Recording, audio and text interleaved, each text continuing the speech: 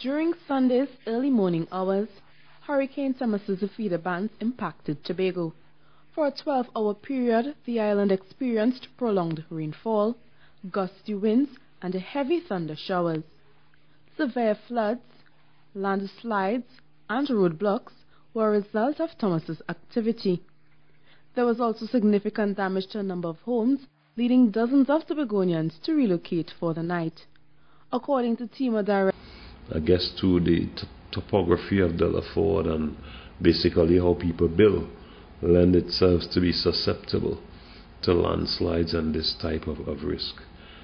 But in general, the eastern areas in western Tobago were also affected, but the effects can be argued as minimal compared to the east.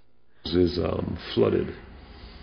We're looking basically at about 8. That's overall. And then when we look at the number that have landslides, etc., in the Roxborough housing scheme, we had about 7 homes there that were.